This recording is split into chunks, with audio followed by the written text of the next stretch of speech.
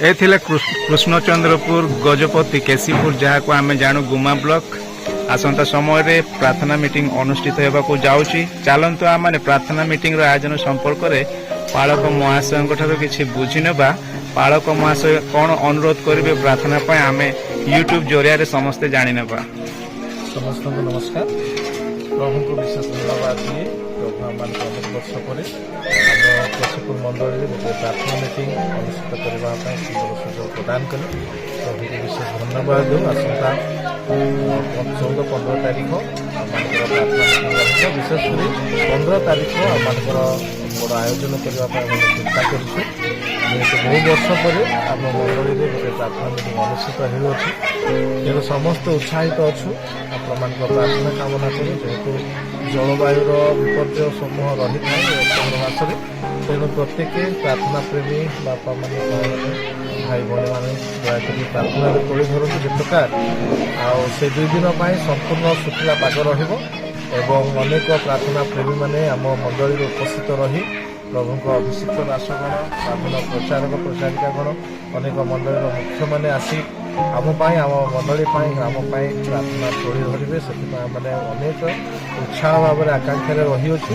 तेणु जलवायु जो प्रकार प्रभु नियंत्रण कर शुखला पाग दिखती एपाई प्रार्थना करूँ। से दिन आयोजन यातायात जिते रही अच्छी लोके जितक बाहर आसवे प्रत्येक यात्रा पथ जो प्रकार सुगम हम प्रभु आकस्मिक अमंगल समस्या दुर्घटना जनित रक्षा करेंगे से प्रत्येक प्रार्थना तोड़ी धरतु एवं प्रत्येक आम निमंत्रण रहा विशेषकर बहु संख्यार आपण मैंने योगदान करूँ। प्रार्थना प्रेमी माँ बापा भाई भाई समस्त मंडल प्रत्येक परिवार प्रार्थना प्रेमी बापा भाई माँ भाई प्रत्येक को मैंने निमंत्रण जनाऊ आपने बहु संख्यार योगदान करूँ एवं आम मंडली सम्मिलन प्रत्येक मंडली शाखा मंडली प्रत्येक ग्राम प्रार्थना तोड़ी धरतु आप उपस्थिति आम कामना कर चाह रही अच्छु दयाकोरी समस्ते आसतु।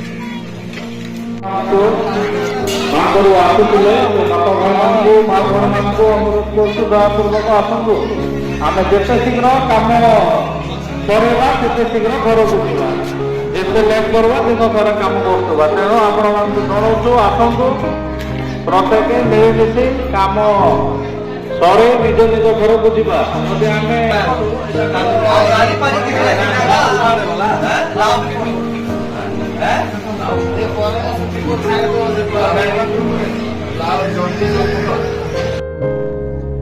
प्रभु जीशु ख्रीष्ट मधुरमयी नाम समस्त नमस्कार ज्ञापन करे। नमस्कार। केसीपुर बाप्टिस्ट मंडल पालक महाशय जो सूचना देते आगामी यही मास अक्टोबर मास 14-15 तारीख जो प्रार्थना मीटिंग रही तत्संपर्कित से किसी संक्षिप्त टिप्पणी रखिले निहाती आपण मैंने बुझीपारे जे तांकरी अनुरोध रक्षा करबा आमे समस्त विश्वास हिसाब रे प्रार्थना मीटिंग रे जोग देबा।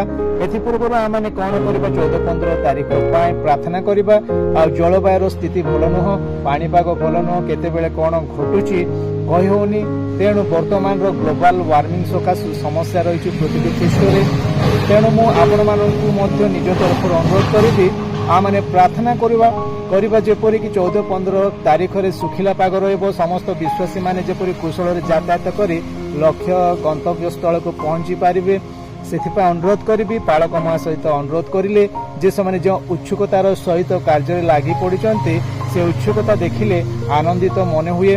तेणु आमने प्रार्थनार सहित प्रार्थना प्रेमी माने विश्वासी माने उपस्थित हो से दिनटी जपरी साफल्य मंडित हेबो कहार कौन अघटन न घटू से दिन यातायात किंबा अन्य कौन क्षेत्र में से आमने प्रार्थना रे तली धरू।